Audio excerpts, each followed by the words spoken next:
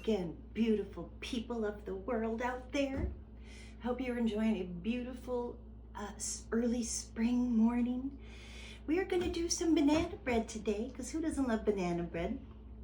Mine has a little bit different, so we'll see if you like it or not.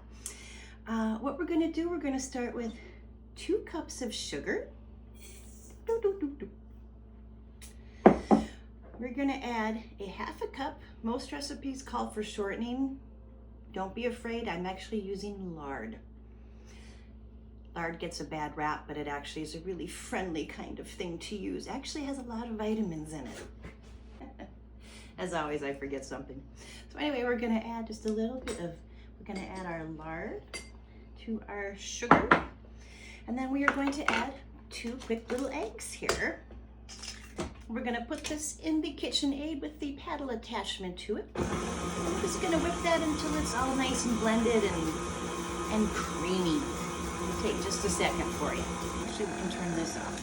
Next thing we want to do, we have about a 1/3 cup of milk. To that, we are going to add 2 tablespoons of apple cider vinegar. And then this is the fun part. We have 1½ teaspoons of baking soda. And when you mix in that baking soda, you'll watch it just go poof, filling up with the baking soda and the vinegar in there. We simply add this to our, we're gonna blend that in a little bit. Oh yeah. And once that is combined, I have 3 cups of flour here. To that, we are gonna add just maybe a, little sprinkle, I'd say maybe 1/2 teaspoon or so of cinnamon. We're gonna mix that into our flour mixture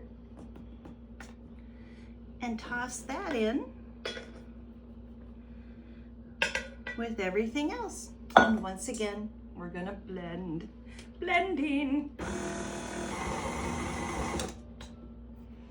Okay, the last thing we are going to do, and it looks a little thick, you can see, but that's all right.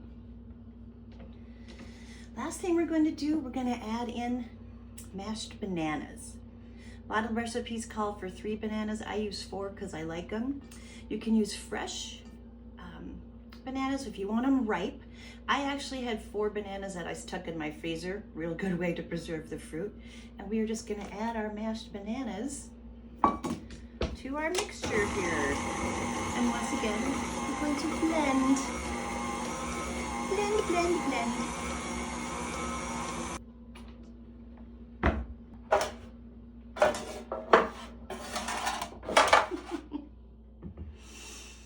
Okay, we are blended. Our banana mixture is in. It's gonna look something like this. When you are done blending, we're just gonna split this into 2 lightly greased bread pans.